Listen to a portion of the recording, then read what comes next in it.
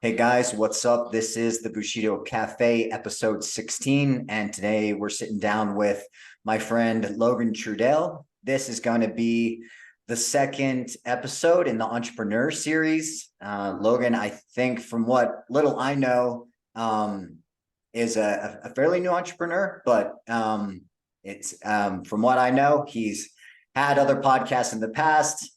But it's also going to be a learning experience for me, and we should get into some stuff: entrepreneurship, detoxing, parasites. Logan is also a former nurse, so he's definitely got a really unique perspective.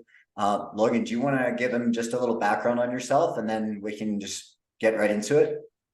Yeah, first and foremost, thanks for having me. Appreciate it. And in terms of background, I think the most powerful story that I have for people is just my transformation journey. I started uh, my career in nursing. I really just went into college knowing that that's exactly what I wanted to do. I wanted to help people.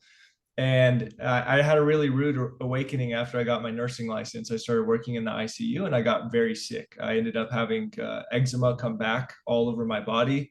I had it when I was about 5 and it would come and go. But it came back with a vengeance while I was working as a nurse.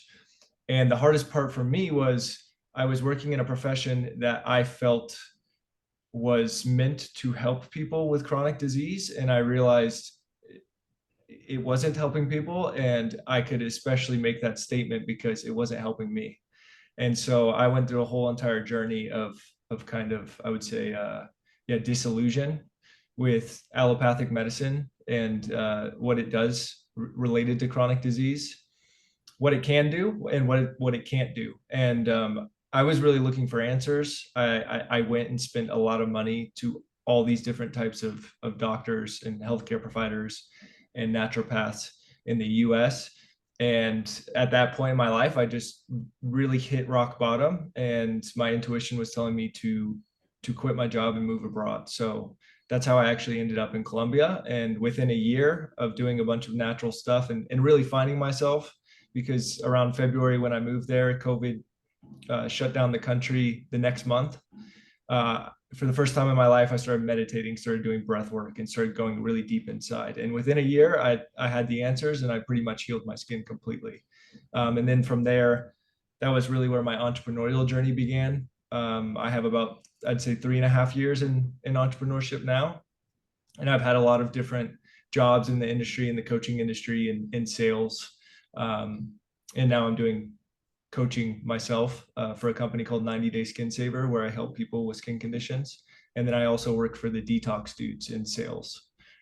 So those two things together, it's I've gone through a lot, but what I'm realizing now is all those things happened for me, not to me. And all those things prepared me for where I am now. Nice. Wow, that's great. That's an excellent intro. And I mean, just right there, I think we're going to have like so much information and material to work with for the next hour or so. Um, so let's take it back to the beginning of kind of like this transformation that you say, is just has been so life defining for you. When was the first moment of, I mean, for me, whenever I grew up and I joined the military, I didn't know what I wanted to do. So like, how did it end up? How did you know that you wanted to do nursing specifically? Or was it just like, I want to help people and this is one way that I can do it? Yeah, so I had the normal question a parent usually asks their kid when they're in high school and they have no idea what they want to do with their life. The parent has to sit them down and kind of try and direct them out of their own fear of my kid. I want my kid to go down the right path. So my mom sat me down one day and she's just like, "What do you want to do?" And I'm just like, "I don't know, psychology," because it was the only class in high school that I actually had some interest in. And she just told me like, "I think you'd be a good nurse." And I just kind of thought that was weird, especially because I had just seen like Meet the Parents with the Gaylord Fokker scene and everything like that. And for some reason, my mom's intuition was very strong, and she's like, you don't have to talk to me about this, but talk to your cousin." On my dad's side of the family, there's about 3 nurses. And so I called him and we talked for about 2 hours. And there was just one story that completely changed my paradigm as to what I wanted to do with my life. And he was telling me a story about while he was in nursing school, there was a patient who had a stroke, um, and he couldn't move, couldn't talk. And he had the stroke from doing drugs. So he like society judged him a lot. And the nurses did too. So no one would really take care of him because of who he was as a person. And my cousin, who was a student at the time, he realized this guy's like not getting the right care, and he's got a bunch of saliva cemented in his mouth, and like he can almost barely breathe.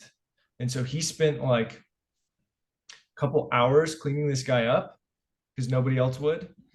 And he said that this guy couldn't talk, he couldn't communicate, he couldn't move, but the look in his eyes was the deepest and most sincere gratitude of just thank you for doing that. Um, and that story was what sold me into nursing. Wow, that's really powerful.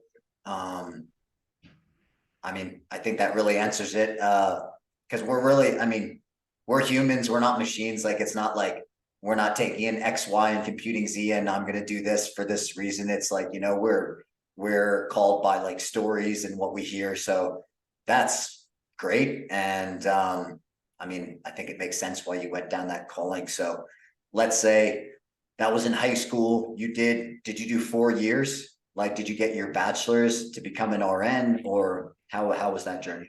You need to get, you can do an ADN or you can do a bachelor's. I went through community college and played water polo. So it took a little bit longer, even though I was like just blasting through classes. It took about 3 years just to get into a nursing program.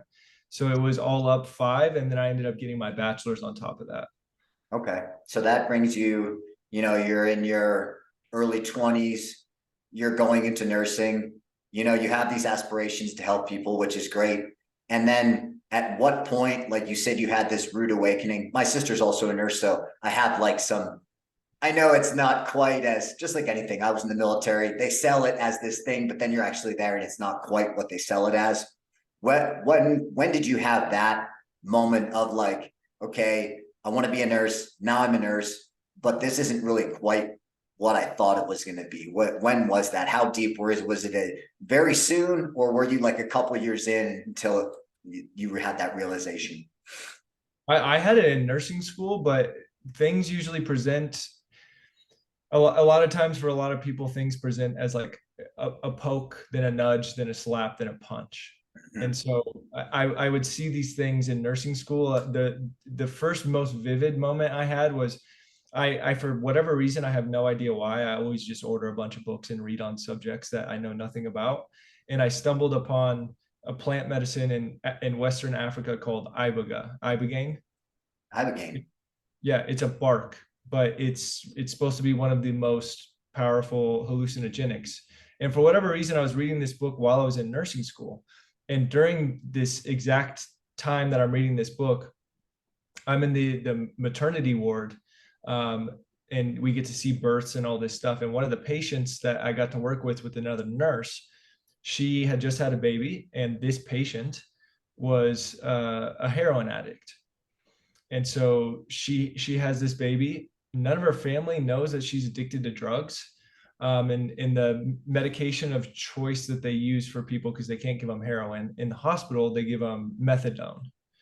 Um, and a lot of people end up getting addicted to this substance. And when their money runs out with being able to get methadone from the pharmaceuticals, from the pharmaceutical industry, they'll go back to the streets. So I was reading this book on ibogaine, and I was realizing, oh, there's substances out there and there's ways to help people with addiction, that people can take this substance who are heroin addicts for their whole entire life, and they can go back home to their same environment with the same people, which is like the number one cause for addiction. Is it becomes habitual, and there's triggers.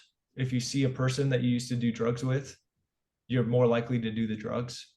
they can go back home, and like the rate of people being addicted after doing iboga just once is it's astounding. And so when I read about that, and then I saw this woman who had to hide all this from her family, and we were going to just continue to give her drugs for the rest of her life, when I knew that there was an answer that might actually help her, I was like, well, this is kind of a conflict of interest. And so I start asking the nurses that know way more than me, like, oh yeah, what about ibogaine for this woman? Wouldn't that help her? They're like, what are you talking about? And you can't ask those questions. And this happened several times. When I actually started working in the ICU, I was started asking questions about like, oh, well, how much does that thing cost for a patient? If I don't mark the oxygen on the chart because I removed it sooner, the patient doesn't get charged as much. But I can't know how much everything costs. But I'm like, well, I'm supposed to be a patient advocate. Shouldn't I be helping make sure that they're not spending more money while they're here so that they can recover faster when they get out? You can't ask that. That's what I was told a lot. Wow, that's crazy, dude. I had no idea. I mean, obviously, I would say, like, for me, with the government reaction to the pandemic and all that, like, I think it definitely opened my eyes to a lot of things, but especially kind of like the corruption that exists in the healthcare industry. I mean, maybe I didn't know before, but that really opened up my eyes in terms of like, wow, these people, not that they're any worse, but nor are they any better. They're just humans. So this kind of just strikes me as like another facet of that, of like, wow, it's kind of like it's corrupted in a way. I also, on one hand, like I could see where, maybe they don't, I could see them making the argument where maybe they don't want the nurses being concerned about the funds of it. I think there could be an argument made for that. But, anytime there's a mention of you can't ask those questions, that for me is like, that's like a huge red flag. And Like, okay, so you had your own, you're like you had your own studies that you were doing, studies or your own interest, curiosity about things, and then that was kind of running into your formal training. And so how long did that go on? How long did you work at a nurse? I guess as a nurse, I guess should be my first question. well, the 5 years of schooling, which is a lot of clinical stuff, and then I worked, I would say roughly maybe 2 years. Okay. Yeah. So a pretty extensive amount of time, I mean, between everything, just considering, I mean, having your mindset on it, that's like, 7 years of, either pursuing it, being involved in it in some way, or operating as a fully functional nurse, which is pretty crazy. So at what point did you start thinking like, okay, I think I'm gonna like just leave from this occupation. Like I can't continue doing this. There wasn't ever there was obviously a tipping point where I made the decision, but there wasn't ever a huge like epiphany moment. It was more just a build up, just like an avalanche. And um, the question was, what was my biggest or the reason why? Yeah, What was it? or really like what did that transition look like? I mean, I'm sure from what you're saying, it's like you already had those, pushes, nudges, and you're like, okay, that's at a certain point at the end, you were probably like, okay, this isn't for me. But what did Yeah. that transition? Because that's a big change. I know for me getting out of the military, that was my big change, even though I knew like a year or two before, like, yeah, this isn't for me. I'm definitely going to get out. How did you think like, okay, what's going to be my next move? Because that's pretty intimidating. It was so many small things that I saw just with the research I was doing on the side. I was always reading and I was always investing in myself, my health, and trying to be as healthy as possible. And the funniest thing was I started to get sicker and sicker the more I was doing this job. And I was into like the ketogenic diet at that time before many people knew about it. I was studying ketosis, all of these things. And I'm looking at the food trays and I'm just like, why are we giving diabetic patients yogurt or Jello? I mean, why are we giving them juice? And like, none of the nurses that most of the nurses that I knew nothing about this stuff. And so they would never ask those questions. The questions they would ask would always be textbook related. And so it was a culmination of all of those things. And what really caused all of this to finally come to an end was I just started getting sicker and sicker. Like the eczema I had when I was a kid came back. It came back to the eyelids, and then it started moving down my face, to my chest, to my arms, to my legs. And it got to the point where I'm asking my coworkers, like, do they know anything? And none of them know anything. A lot of my coworkers were obviously doctors. None of them could help. I was going to all of the different dermatologists, begging them, because my intuition was telling me there was something related to my diet that could have been causing it. I was trying to look at it from a more holistic perspective. And the dermatologists were like, diet has nothing to do with skin conditions. I didn't believe them. So I just kind of used my degree and my knowledge to get them to do the test anyway, despite insurance not wanting to pay for it. And they did. And results come back and they just tell me like, oh yeah, this is 50% accurate anyway. So not really something to really worry about. I'm like, what's the point of any of this stuff? And so it's just a culmination of all those things. Plus in October 2019, my coworker Brian committed suicide. And that was really the tipping point for me. When that happened, I was like, holy shit, somebody that I knew yesterday's gone, and nothing in this hospital has changed. Like management had a gathering and a ceremony, and they said what they needed to say to be protected legally, and to pretend like they cared. Some of them did, some of them not so much.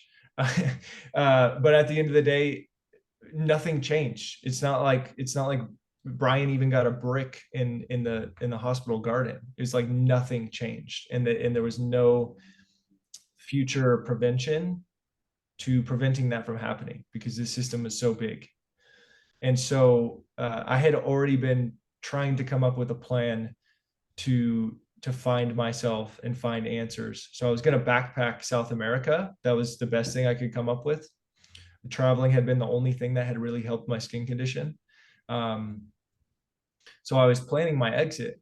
And then one day, I was working with a functional medicine doctor. She had me drinking all these green juices. And I came to the realization, if I need to have these green juices while I'm backpacking, I'm not going to be able to do that in South America, because I'll get bugs and I'll get very sick. So I was very sad about that. And then one day I woke up with the realization that Medellin, Colombia, has clean drinking water, because I had visited that year. And so the water is what actually brought me back to the country. Wow, that's so cool, man. Yeah, for people that don't know, Medellin is like, it's in the mountains, and like Logan said, typically when you're backpacking, you're not going to be able to get access to clean drinking water. I mean, like natural clean drinking water, you can always get like bottles and stuff, but obviously that comes kind of with its own set of issues. But yeah, Medellin's in the mountains, a lot of rainwater. So that's actually a really cool story. So you went from working as a nurse, and your transition out of that was coming here, correct? Yeah. So around October, when with the news of Brian's death, I think around that time, I ended up making a decision and booking my flight. And then December, around like the 16th or something, I put in my 2 weeks notice. December 31st was my last day. And then I flew here February 9th, 2020. Wow, that's a really cool story. And you've been here, I don't know, maybe not full time, but you've been here more or less full time since then. Okay, wow, amazing. 3.5 years. Yeah. Amazing. And so in terms of like professional work, did you come here? I'm sure you had probably some money saved up, but how has the journey been professionally since then? Have you just been like doing what that it sounds like that's more or less when your entrepreneurial endeavors began as well. But what did that look like? Obviously, so you've had enough with the nursing, you're over it. Obviously, it sounds like you were still interested in living healthy, still trying to cure your eczema. And so how did that transition? I'm assuming that was your first time living abroad as well. Yeah, I had the longest trip I had gone on was 3 weeks in Thailand. Yeah. So Yeah. I mean, that's a huge transition. You go from working as a nurse in California, and then from then you're living full time in a foreign country where you don't speak the language and you don't have a job. So that's huge. How was that transition? Oh, it was fucking rough. Yeah. Yeah. So, I mean, I came here and then I was just kind of partying and trying to let out all the steam of all the stress related to a big international move and quitting my job and just kind of enjoying myself and figuring things out. And then COVID happened, and I ended up moving into an apartment kind of near Laurellis with like four other roommates, and that was a great time because for the first time in my life I was in prison, technically. Like, we could only go to the grocery store once a week on certain weeks. And so I just took that time to invest in myself. I started paying for mentors in business, in like meditation practices and breath work and stuff like that. And I felt like I was in a prison of my own creation in a good way, because I all I did all day was like meditate, take care of myself, try and eat the best food, cook all my food, and then try and work on business and figure something out. That happened for a long time. Um, and then I ended up starting a company called Healthcare Stress Relief. That was a total flop. I did get clients and I did learn a lot about marketing. I developed a YouTube channel with over 88 videos in a year. So it really helped with marketing and stuff like that. And I learned some sales skills. And then it was just completely misaligned because I was trying to help healthcare professionals in a system that I don't believe in. So the universe was just continued to tell me like, yeah, this is not going to work out. It's not aligned with who you are. So ended up, yeah, kind of liquidating that and then getting into the high ticket sales space online, and seeing just kind of a lot about the online space nowadays with entrepreneurs is everyone's trying to sell you something, get rich quick. And so I got into high ticket sales. Everyone talks about, oh yeah, make 10K within 3 months, in 1 month. And I got to about, I'd say $9,800 1 month. And it was a slog. It wasn't easy, like they said. Um, and I developed a pretty good skill set, but I realized that I was selling dog shit. I was selling lipstick on a pig. Because a lot of this stuff online is get rich quick. And so I just kept finding myself moving from offer to offer, trying to find the right offer to work with and actually sell something that was helping people. And every time I moved to a new offer, I'm like getting further away from what I actually wanted to do. And so eventually I quit that. And I always find a way to make money somehow. It always just falls on my lap. Um, but yeah, recently I was in the coffee shop working on my own business, 90 Day Skin Saver, and a friend that I know worked with a guy named Josh Mason with the detox dudes. He's huge in the space. And I was on his Instagram profile and I saw that he was hiring, and I'm like, I'm not going to take on another sales position. I'm not going to ever do that again. And 1 hour later, I found myself sitting in this exact seat recording a video for the application. And then I got the job, and it's like the perfect fit because the company is actually helping people. Josh had a huge, I would say, spiritual awakening as well, where he was very sick, and then he learned detox processes, and now he actually helps people. So the beautiful thing is I went from being a nurse and investing all of my time into Western medicine to learn that and realizing it wasn't really something that worked for me. And then I came to Colombia and I did a bunch of ayahuasca and all this plant medicine thinking that was the truth. And then I fell back into the middle and I found detox. And I see that it's actually helping people. And so all of this stuff has led me to that.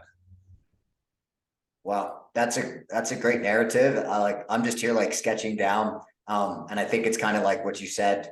Whenever we're in the moment and these things are happening, it always feels like, these things are happening to you, and then you get to like a good position. You're like, oh, it all had to happen like that for me to get here. So that's great. Do you want to tell people then more? Let's delve more into like the detox and the detoxing.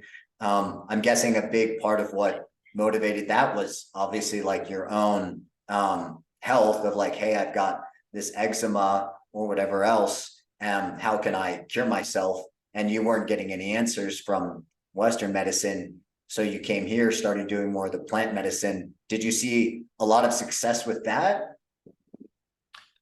Mentally, and because a lot of disease is mental. The problem with Western medicine is that it's not whole body.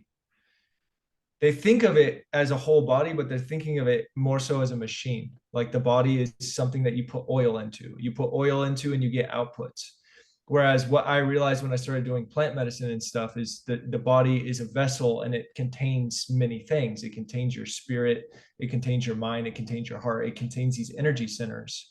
And if those are disconnected, you're going to have less organ function, you're going to have more issues, you're going to have higher stress in your life, and it all operates together. So it's a very different view, and this is the view that a lot of people had in the past. Our ancestors adapted medicine based off of what was around them and the resources they had, and most of the resources were plants. And now we have very synthetic stuff, and so I found detox kind of going into the plant medicine world, and then realizing there's a lot of ways to heal the body naturally. I ended up healing my eczema completely, but I had thrown so much stuff at it that I didn't really know what I had done in the formula to make it work. And then just this year, I found the detox dudes and I started doing protocols, and I realized that a lot of the stuff I was doing related to my eczema to heal was gut healing, which was actually one of the main causes for my skin condition. And yeah, with detox, there's a lot of stuff out there, especially on TikTok. Obviously, like parasites is a big buzzword nowadays. But with the detox dudes and like Josh Mason's protocol that I've learned, it's everything. It's a holistic approach to removing all of the things in your body that have been bombarded since you've been a baby, because everything now in the world, there's over 80,000 chemicals. There's 2 to 3,000 being made every single year, new chemicals put into the environment, especially in America. And our bodies are not equipped to deal with this stuff. It's happened so quickly. It's like the industrial revolution with chemicals.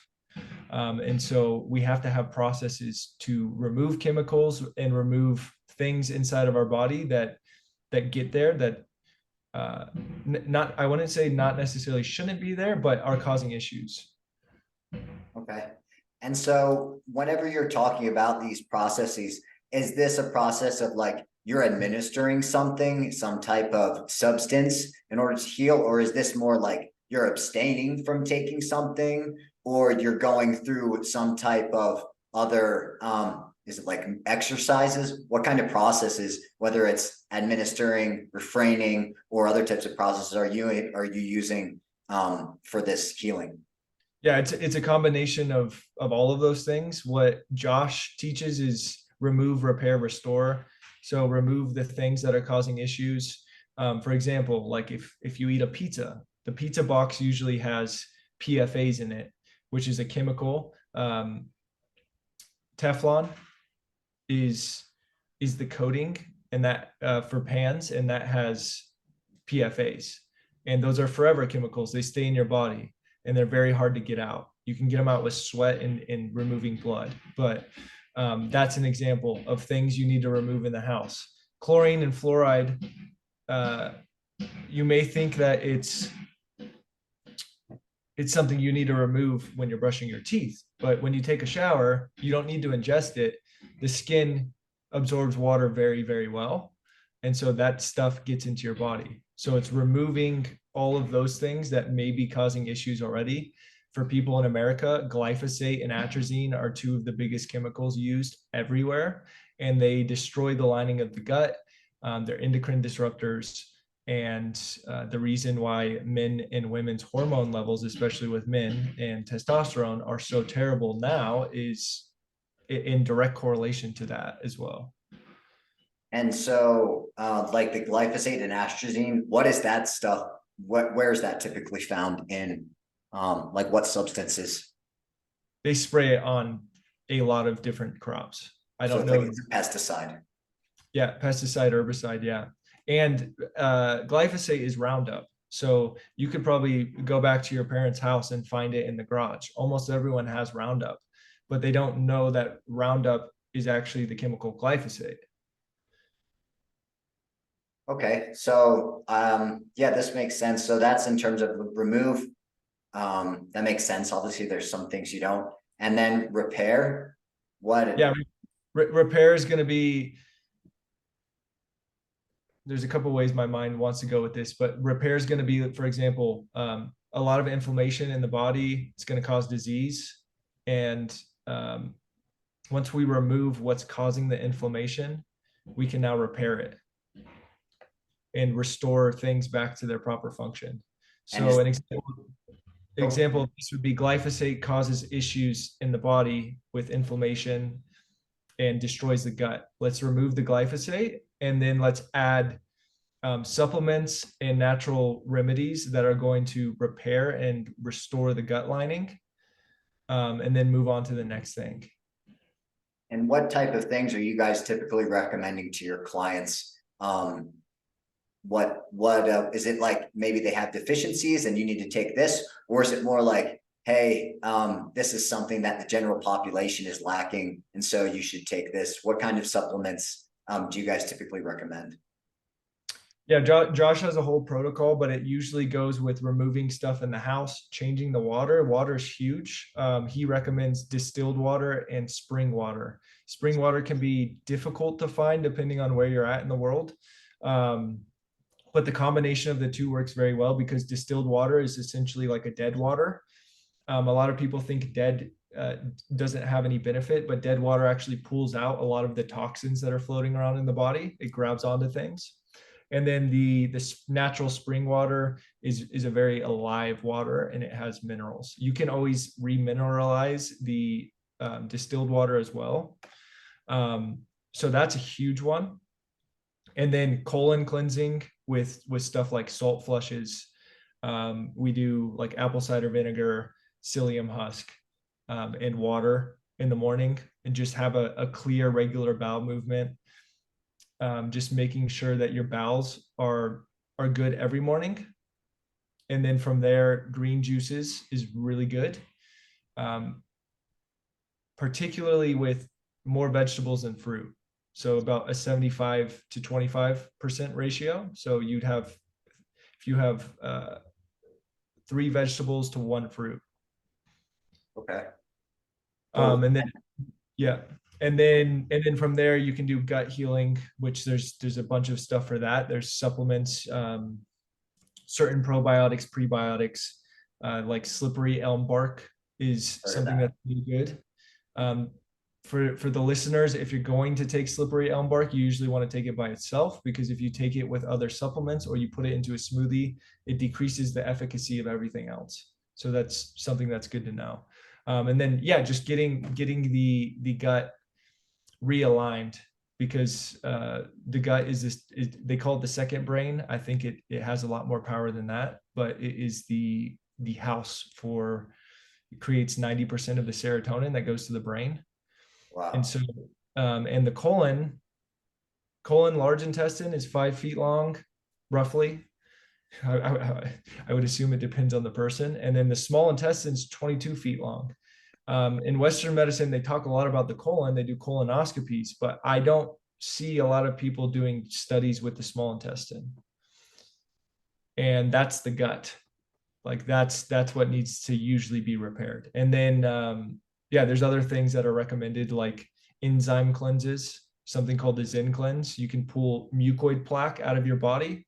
I have a lot of pictures to prove that that's a real thing. And we just have like 5 to 10 pounds of a bunch of like dead fecal matter just sitting in our colons. That And when you say mucoid plaque, is that what you're referring to? It's like, Yep. okay. Yep, it's usually a rubbery substance. It can be wet as well. In like ancient Chinese medicine, a lot of people talk about wetness and dampness in the body. I actually did a cleanse with 3 of my buddies here in Colombia, and 2 of them had like some very wet stuff come out. And then the other 2 of us, I had like a very rubbery substance come out.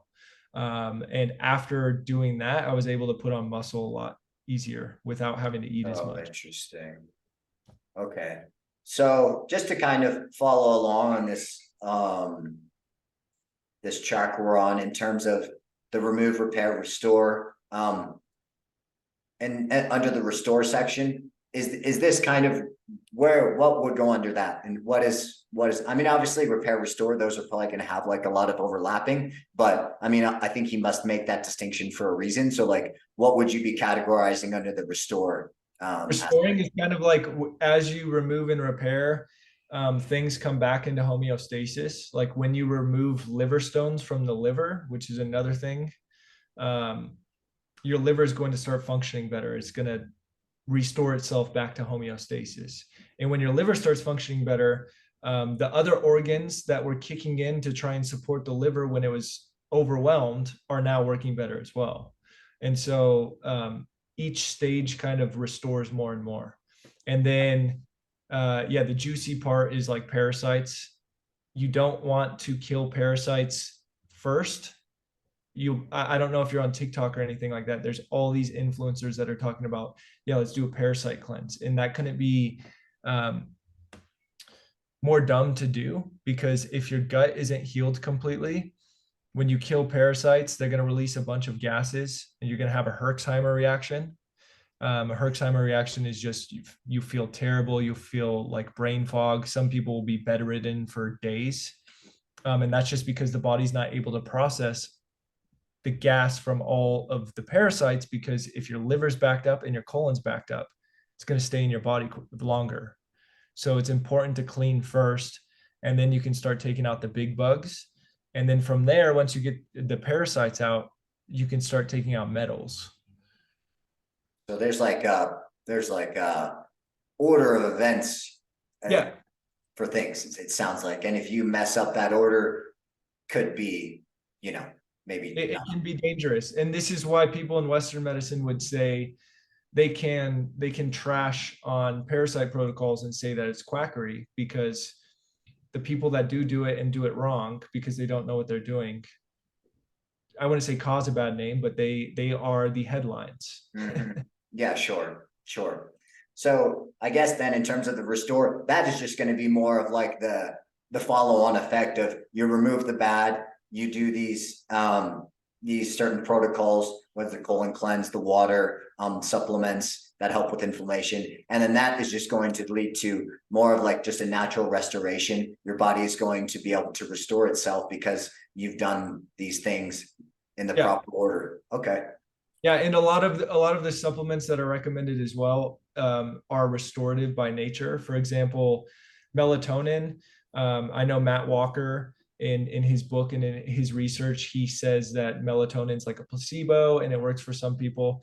I can say anecdotally firsthand, if you do a melatonin suppository from the company Mitazin, you will have the best night's sleep ever, and it's supposed to be very reparative for the brain as well. I've done melatonin suppositories at a very high dose. It passes the blood-brain barrier, which orally it doesn't, and it's Whoa. very reparative to the brain. So that's where kind of the restore comes in as well.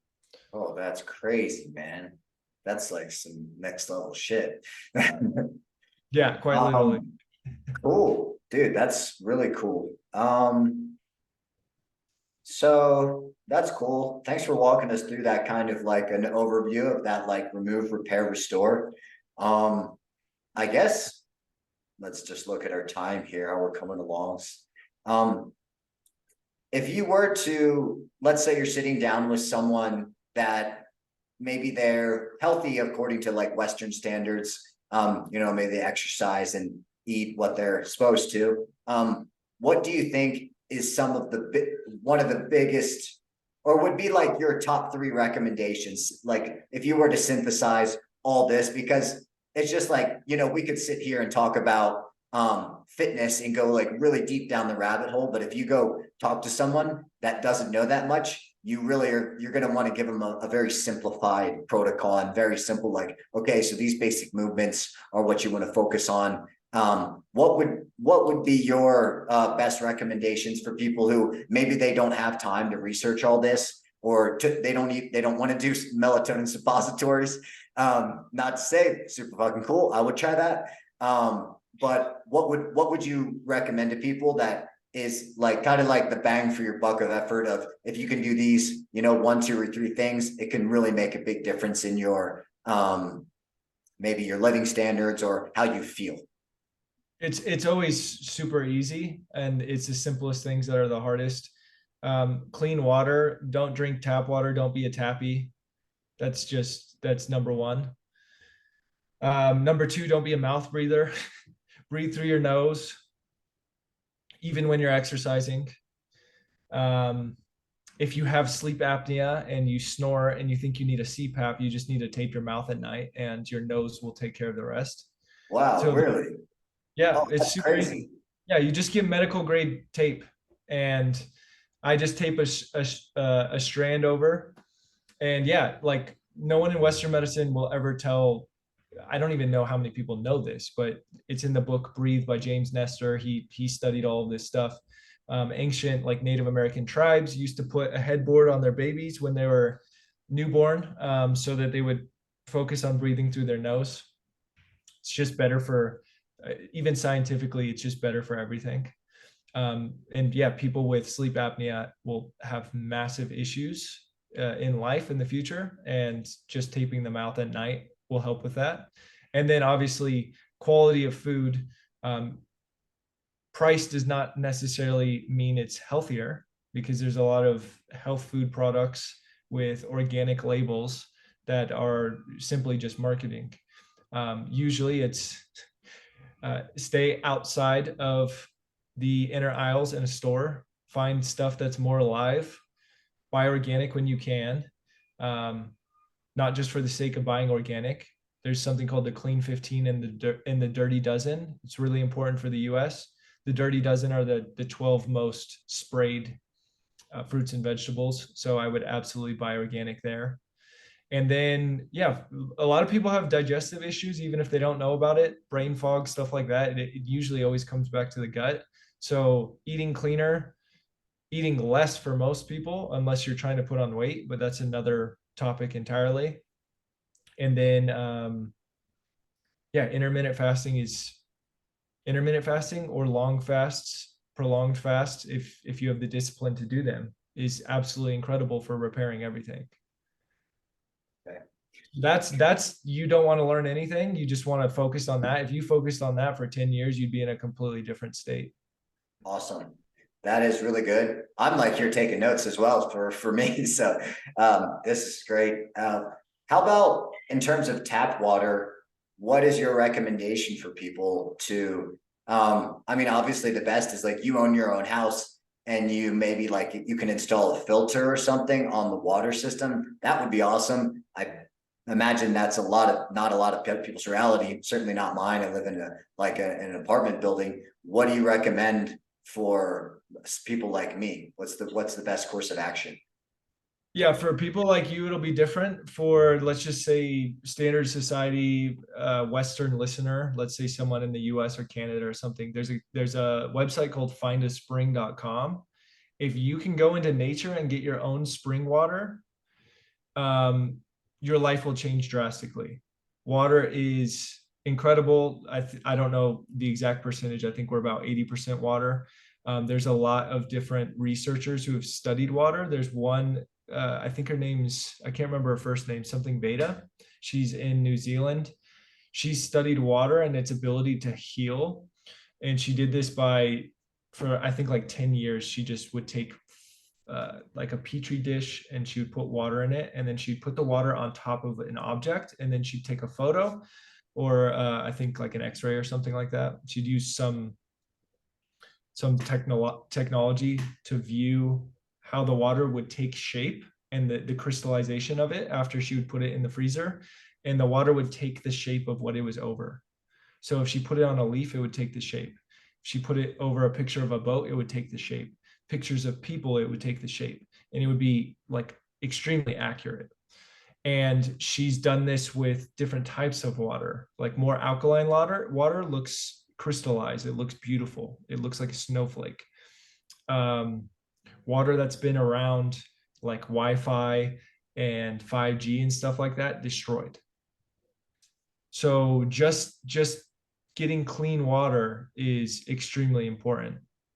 If you don't have access to a spring, you can try and find a reliable company that can bring it to you. If that's not an option, getting a distiller is also a good option, especially if you're going to do a detox protocol. You can buy a water distiller on Amazon for 120 bucks. It's probably not going to last as long. And there's a little bit of a process to it. You got to kind of like heat up your water, and it can take a couple hours, and then you got to pour it into glass jars and stuff like that. That's what I do.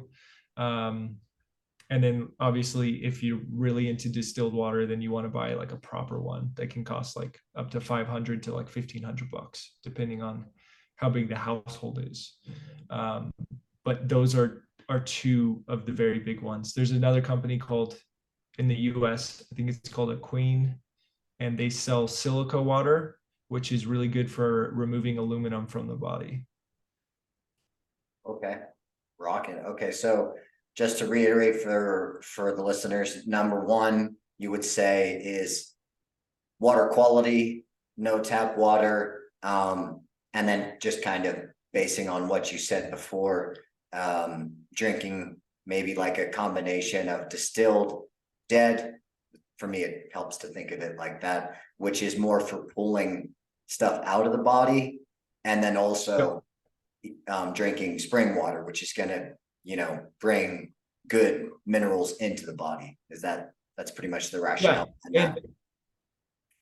Yep. And the argument that most people will say, people that will listen to this will say, well, you can't drink dead water. There's drops that you can put in to remineralize it. But I've been drinking distilled water for like 6 months, and I've felt better than ever. Okay. So the water, number two, breathe through the nose. This just kind of makes sense to me.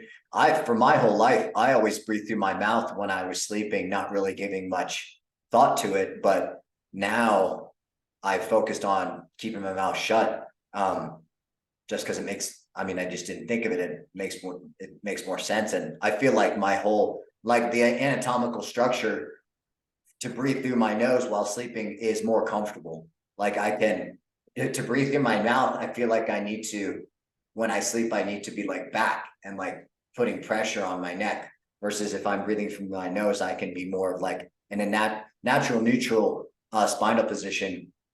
And then also for people, kind of a random question. So when you're on your back, do you sleep with a pillow under your head when you're on your back? No. I sleep, if I'm going to a new place, I will put a towel rolled up under just my neck. And then I have like a little tiny pillow that I just put under my neck. That's how I sleep. If I roll over to my side, I put a small pillow. I never have a pillow that's thick enough to where it's going to put my spine out of alignment. Yeah. Mm-hmm. Yeah, same. That's like probably something I just started doing. It's so weird. You do these things your whole life, and you're like, oh, time to sleep. But it really doesn't make any sense. And then you like start to question, you're like, why do I need this big ass pillow? Like now I have basically a pillow, it's probably this big. And if I'm on my side, I use it. And if I'm on my back, I won't put anything. Maybe I'll try the pillow or like a rolled up towel under my neck, but I find it's like, I don't want to be like this if I'm on my back, it doesn't even make sense. It doesn't make any sense. Yeah, so that was number two, breathe through the nose, kind of touching on some alignment of your spinal cord will also help that and probably feel a lot better as well. Number three, you mentioned was food quality. Do you want to touch on the Clean 15 and Dirty Dozen? Not that you have to bring all those up off the top of your head, of course, but I'm kind of curious if you want to elaborate on that a little more. Yeah, so the Dirty Dozen it's like spinach, kale, um, strawberries. I don't have the comprehensive list off the top of my head right now, but it's usually, yeah, stuff that's fruits that are more, I guess fruits and vegetables that are more kind of either in the ground or I guess what more vulnerable. What strawberries are pretty vulnerable. They're just sitting out there. So, and then like fruits in the Clean 15 that you don't really usually have to worry about are like I think pineapple and like coconut, stuff that's got a harder exterior. I'm sure they still get sprayed, but it's less of an issue. It's smart, even if you have organic stuff, to still put your vegetables and your fruit into water with like vinegar or some kind of cleaner that can remove that. It's a process. Most people don't want to do that. But if you want to be healthier, that is kind of the world we live in now, especially if you're in America. Yeah, that's really good. And then the last one you mentioned of the four was fasting. Can you hear me? Yeah. Okay. Sorry, I'm having some technical difficulties. I don't know where you went. Can you see me? Yeah, I'm still here. Okay, cool. I don't know what happened. Anyways, so fasting, I initially did, started doing maybe a few years ago. I love it. I don't honestly, lately, I don't do it very often. But I feel good. The thing is, for those of us that are like really active, for example, I'm training jujitsu, like super intense activity Monday through Friday. Like I'm usually operating at a caloric deficit throughout the Yeah. week. I might start the week off at like 160, and by the end of the week, I might be 155, and I'll need a couple days to kind of have a caloric surplus to put me back. So I feel like it's can be a little difficult to fit a fast in there, but I love it. Even just the day to day, I like to feel light. I feel just more mentally focused.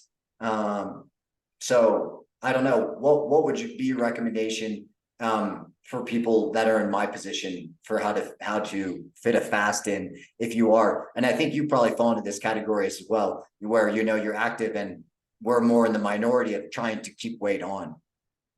I'm super fucking skinny, as you've seen. But since I've been doing like detox and even fasting, my my paradigm has shifted quite a bit as to what fitness means. And um, pretty much anyone and everyone in the fitness industry, my whole life has told me, you're skinny, you need to eat way more calories.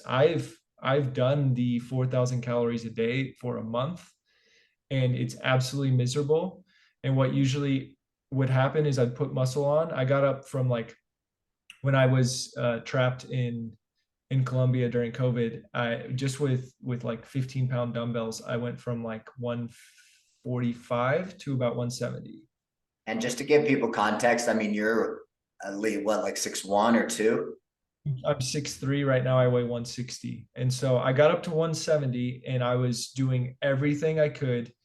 Uh, I wasn't lifting very heavy because there was no access to gyms, but I still got up there. But what I realized later on is I just put on a bunch of belly weight.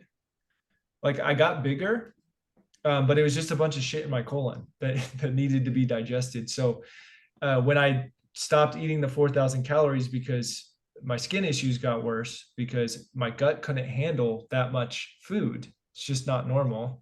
I just dropped right back down. Whereas after doing detox, I've removed a bunch of the stuff from my colon that's not serving me. And so initially I've lost some weight, but now I'm at 160 and I haven't been eating much. So I actually put on weight eating pretty much the same stuff I always have been. Uh, and so it's a huge paradigm shift as to um, reestablishing homeostasis in the body.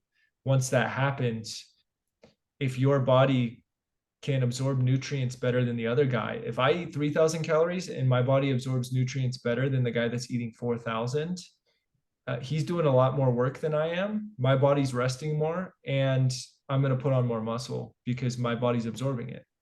So that was the issue I was having. That is, yeah, that's kind of like you said, that's like a paradigm shift because obviously, I mean, the shit that we shit out is, it's undigested, unabsorbed material. So, the more that you could facilitate the absorption of the materials, the better. It's always crazy to me when, for example, maybe I'll do like a double jujitsu class and drink like a gallon of water, and then I'll pee out like nothing, and it's like holy shit, like my body literally just absorbed all of that. So I think I would just apply kind of like the same concept to the food. Is if you can do a process or facilitate that absorption and take it from, maybe now it might be 70% and you can take that up to 80%, because I feel like my issue is like I only have so much space in my stomach per day, and that's mainly why I don't eat garbage food, is because like I only have so much space, so I need to fill that up with good stuff. So I think we all are going to have a limit in terms of sustainable. Obviously, maybe you're a bodybuilder and you're coming up on a competition and you're going to like pound calories, but I think all of us have kind of like a sustainable amount that we can eat day to day, and even just like financial considerations, like more food, more money. So that could be like on both those ends, very applicable to be like, hey, if I can take my colon absorption level from 70% to 80 or 90, that it could be like a complete game changer where now I'm eating less and putting on more muscle, which I mean, I think any athlete, that's really would be their goal. Yes. Crazy, man. Crazy. All right. Well, we're kind of coming up on an hour here. So I want to give you a chance if there's any stuff you wanted to touch on. I know you have a new YouTube channel that you opened up recently. So if you want to talk on that, I think that would be a good time. Yeah, that's called Anti-Sugar Daddy, which is, it's really funny because I'm realizing I opened the same account on Twitter and there's all these sugar daddy accounts. So they think that I'm associated with the sugar daddy accounts when I'm the anti-sugar daddy. And I'm like, I'm the name is really based off of anti-sugar. I'm Dad. against the Yeah. sugar. But they're like anti-sugar dad. Yeah, exactly. So it's pretty funny. But yeah, so it was the same channel I had originally. I just removed the previous videos that are no longer aligned. And yeah, that channel is it will continue to have uploads related to detox, what I'm doing in my life and that stuff. There's already a video on there with mucoid plaque as well for anyone that wants to go look and watch that gross stuff. So Yeah. And what's your plan? Do you have like a long-term plan? I mean, for me and my podcast, it's more of like a work in progress. I'm seeing which direction I want to take it. Even this one is like, okay, could have an entrepreneur series, which is cool, and finding my way as I get along. I think you have a lot more experience. You've had other podcasts before. So do you have like a long-term plan, or is this more just like, hey, I'm feeling it out as I go? my life has now become that because I've realized feeling it out as I go is less expectation.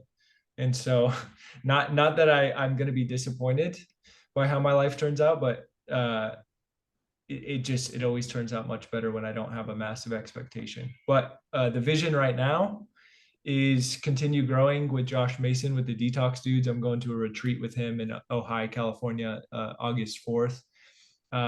He's just an incredible human, and the stuff that he's going to continue to do with detox is huge. So I'm there to support him in his mission, and help people heal who are truly sick. So there's that. And then I have the 90-day skin saver program. So I'm going to be doing that for a long time, helping people with skin conditions. It's my way of giving back.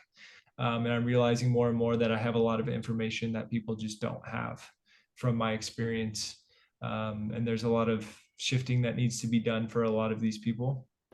And I feel that skin disease is like, not that other diseases aren't challenging, troublesome, worrisome. I feel skin disease is like the number one disease that someone can have the biggest transformation, because one, it's a very spiritual disease. Most diseases are hidden, and that's for survival purposes. But when you have a skin disease, you can't hide it from people. And so you're trying to continue living your life while you're trying to hide this thing from someone, but you're also showing them it because you want help. So it's very interesting from a psychological perspective. And I've noticed from my own transformation and from people I've worked with, like when you heal skin disease, you go through a lot and you have the ability to make the biggest impact because of what you've gone through. Wow, that's great, man. I think we'll finish up on that. You said it really well. This is a great episode. I feel like people that watch are going to get a lot out of it. I learned a lot along this episode, which is great. So, guys, if you want to find Logan, his YouTube channel is Anti-Sugar Daddy. His business, 90-day Skin Saver, and then also he's working with the Detox Dudes. And sounds like on all three fronts, he's really providing good information and helping people. So, Logan, I really appreciate you coming on, man. It was an awesome episode, and we'll definitely have you on again at some point. Thanks so much for having me, bro. I Right on. appreciate you and happy to see what you're doing here. Yeah. Thanks, brother.